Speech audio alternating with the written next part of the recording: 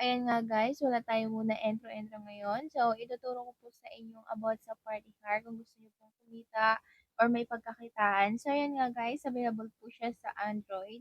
I-click po natin yung install and then mag-download po tayo. Pero, para meron po tayong party car sa ating cellphone. So, ayan nga guys, after ko po mag-download dito, ito po yung ating party car and then you have to register. I-click lang po natin yan. And then, nilagay po natin yung phone number and then isi-send po yun sa atin yung verification code or yung OTP nga po. And then, mag-create po tayo ng password para mag-login po para ma-login po natin and then i-click niyo po yung confirm password and then invite code. So, ilalagay niyo po dyan. So, ayan nga guys. After ko po mag-login, so ayan, nakita niyo naman yung aking personal account or your personal center. So, ayan po guys, pwede po siya sa Facebook, yun lang po yung available po na ilalagin natin. So, you have to click the account verification and then yung Facebook nga po guys, is ilagay po natin dyan. So, parang ililink lang po natin yan. And then you have to screenshot para may mga number or makikita nila kung may mga friends po tayo sa ating Facebook account. So, ayan nga guys, dito nga po is meron po silang authorized account and then you can authenticate naman and then so i-upload po natin yung photos natin.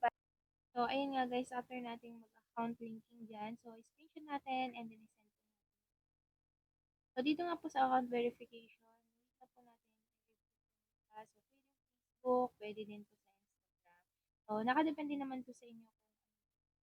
And then, sa personal center, ayan po yun. So, may mga withdrawal or account verification. Taslag, account history, extra records, and then others pa, and then invitation role, bank card, and then, ayan. So, madami po guys. So, sa pag-invite friends naman, so we have heard, click lang po natin yan. So, para po siya may mga pa-raffle ganun. So, like for example, ito, trinay nyo po yun. So, makikita po natin yung earn rewards yan, and then dito sa extra records, may mga invite registration din. So, ayan po, ang dami-dami pong gumagawa nito. So, kung ako sa inyo guys, try nyo na din. So, ayan, makikita po natin dyan kung ano po yung invite nila. So, sa invite friends, kailangan po natin i-copy yung link and then i-send po natin sa Facebook or i-share nga po natin sa mga ibang apps nga po guys. So, ako sa inyo, i-share nyo na para maka-earn po. So, madami-dami po pagpipilian. Instagram, TikTok. So, ayan guys, dito sa Particular, may mga personal center. Ayan po guys. So, kailangan po natin yung invitation roles. Meron po sila dito. Tayong ma-earn pala na receive po ng mga 20% yung mga commission.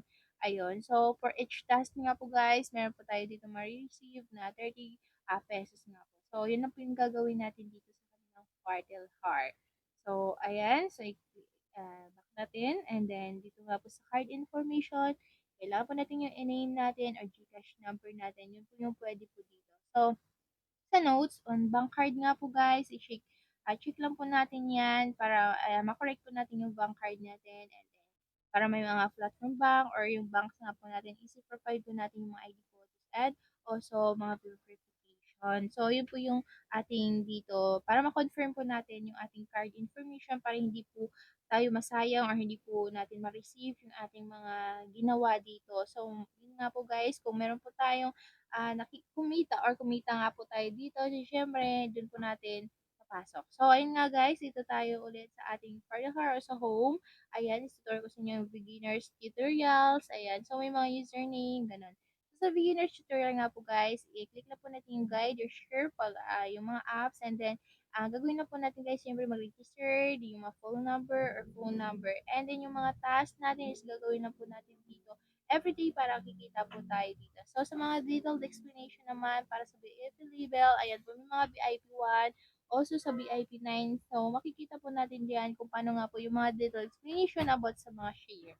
So, ayan guys, ibabaka lang po natin yan saglit and then makikita po natin yung mga iba't ibang klase po dito sa kanilang application na to. So, dito nga po guys sa lottery rules, ayan, huwag niyo po din kalimutan mag-buy ng iPhone 15 kung gusto nyo. So, kung mag-buy po kayo ng iPhone 15, i-click nyo or i-chat nyo yung information, i-chat nyo yung mga customer service para po makontak kayo para sa mga information para mapadala po yung inyong iPhone 15 na magbabayad kung gusto niyo nga lang po. So, nakadepende nga po sa inyo kung meron po kayong pera. So, gano'n.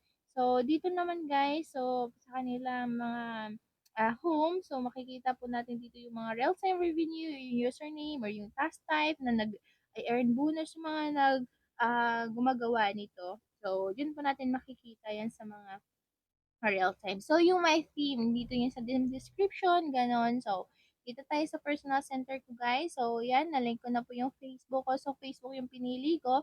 And then, yung gagawin po natin dito sa task list, ayan. So, may mga earn po tayo dito. Commission na 30 pesos nga po. So, ayan. So, may mga, lagyan na po natin yung ating name and yung Gcash, yan.